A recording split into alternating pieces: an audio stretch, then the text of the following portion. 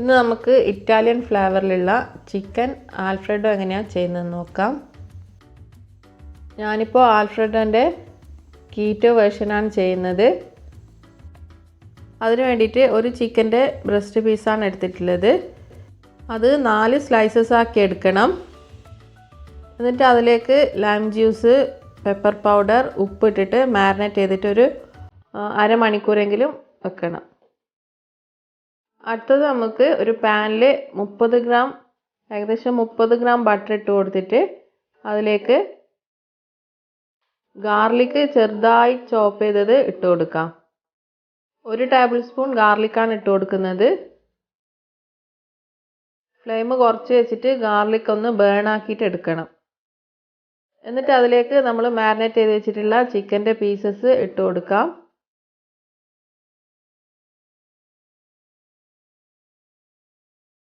Flame അധികം കൂട്ടി കൊടുക്കണ്ട, കാരണം ബട്ടർ പെട്ടെന്ന് തന്നെ കരിഞ്ഞു പോകാൻ ചാൻസ് ഉണ്ട്. ചിക്കൻ്റെ ബ്രസ്റ്റ് പീസ് ആയതുകൊണ്ട് തന്നെ പെട്ടെന്ന് തന്നെ നമുക്ക് കുക്കായി കിട്ടും. നമ്മൾ വേറെ തന്നെ വേവിക്കേണ്ട ആവശ്യമൊന്നുമില്ല. അതുപോലെ തന്നെ നമ്മൾ നല്ല നൈസായിട്ടാണ് കട്ട് ചെയ്തിട്ടുള്ളത്.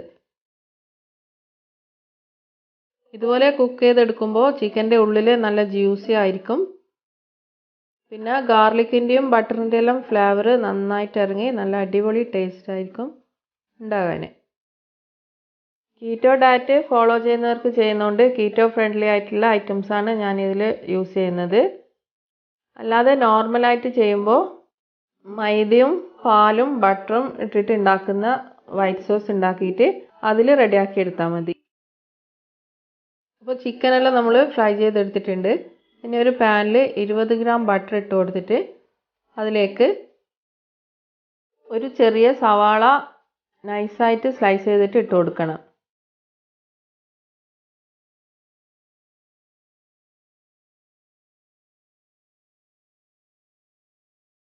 സവാള ആവശ്യത്തിന് ഉപ്പ് ചേർത്തിട്ട് നന്നായിട്ടൊന്ന് വാട്ടിയെടുക്കണം.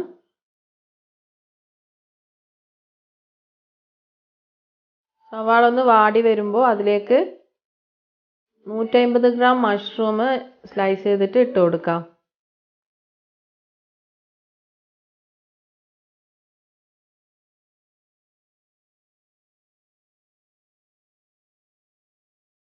ഉള്ളിയും മഷ്റൂം എല്ലാം കൂടി നന്നായിട്ട് ബട്ടറിൽ ഒന്ന് വാട്ടിയെടുക്കണം.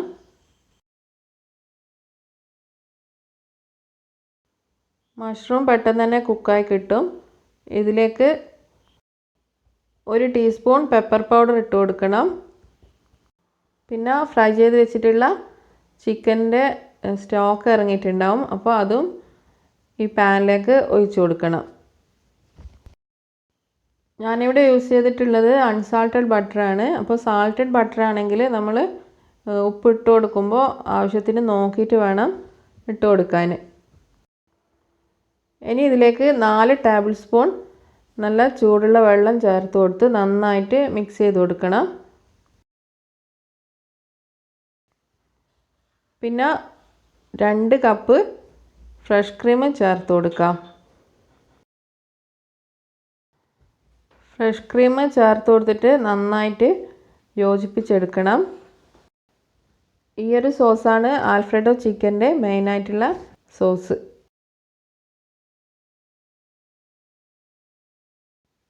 ഫ്രഷ് ക്രീമിന് പകരം നമുക്ക് സാധാരണ വൈറ്റ് സോസിൽ ചെയ്തെടുക്കാം. വൈറ്റ് സോസിൽ റെഡിയാക്കി എടുത്താലും നല്ല ടേസ്റ്റ് തന്നെയാണ്. കീറ്റോ ചെയ്യാത്തവർ എന്തായാലും വൈറ്റ് സോസിലൊന്ന് ചെയ്ത് നോക്കണം. 1 ടീസ്പൂൺ ഗാർലിക് ചോപ്പ് ചെയ്തിട്ട് 2 ടേബിൾ സ്പൂൺ ബട്ടറിൽ സോട്ട് ചെയ്തിട്ട് അതിലേക്ക് 1 ടേബിൾ സ്പൂൺ മൈദ ഇട്ടിട്ടൊന്ന് റോസ്റ്റ് ചെയ്തെടുക്കണം. അതിലേക്ക് 1 കപ്പ് പാൽ ഒഴിച്ചിട്ട് നന്നായിട്ട് തിളപ്പിച്ച് നല്ല തിക്ക് ക്രീമാക്കി എടുത്താൽ വൈറ്റ് സോസ് റെഡിയായി. അതിലേക്ക് കുറച്ച് ഒറിഗാനോ കൂടി ഇട്ട് കൊടുത്താൽ മതി.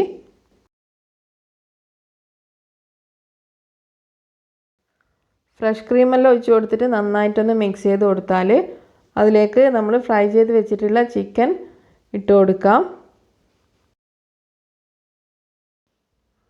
എന്നിട്ട് വൈറ്റ് സോസ് ചിക്കൻ്റെ മേലെയെല്ലാം നന്നായിട്ട് ഒഴിച്ചു കൊടുക്കാം. നന്നായിട്ടൊന്ന് തിളച്ച് വരുമ്പോൾ കുറച്ച് പാസ്ലിയും കൂടി ഇട്ട് കൊടുക്കുന്നുണ്ട്. ഇനി നമുക്ക് ഫ്ലെയിം ഓഫ് ചെയ്യാം. അങ്ങനെ നമ്മളെ ചിക്കൻ ആൽഫ്രെഡോ റെഡി ആയിട്ടുണ്ട്. ഇനി നമുക്ക് സെർവ് ചെയ്യാം. പ്ലേറ്റ് ചെയ്യുന്ന സമയത്ത് ആദ്യം സോസ് ഒഴിച്ച് കൊടുക്കണം.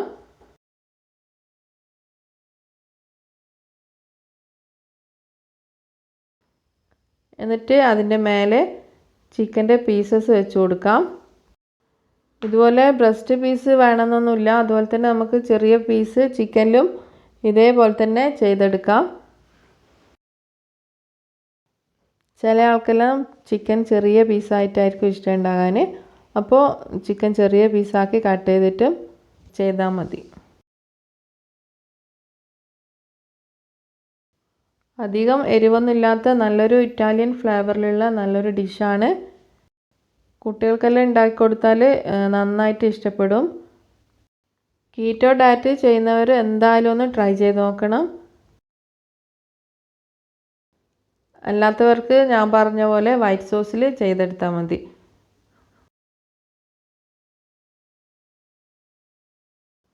അപ്പോൾ ഇത് പ്ലേറ്റ് ചെയ്തതിന് ശേഷം കുറച്ച് ഗാർണിഷിന് വേണ്ടിയിട്ട് കളേർഡ് ക്യാപ്സിക്കം ഇട്ട് കൊടുക്കുന്നുണ്ട്. പിന്നെ കുറച്ച് പാസ്ലിയും കൂടി ഇട്ട് കൊടുക്കാം.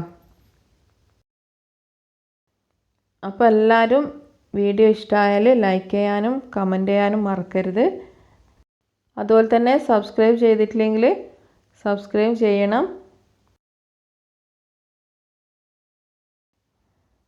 പിന്നെ ബെല്ലൈക്കൺ കൂടി ഇനാബിൾ ചെയ്ത് ഓൾ എന്ന ഓപ്ഷൻ ക്ലിക്ക് ചെയ്യാം. അപ്പോൾ ഇൻഷാ അല്ലാഹ് അടുത്ത നല്ലൊരു വീഡിയോയിൽ കാണാം. Are you happy now?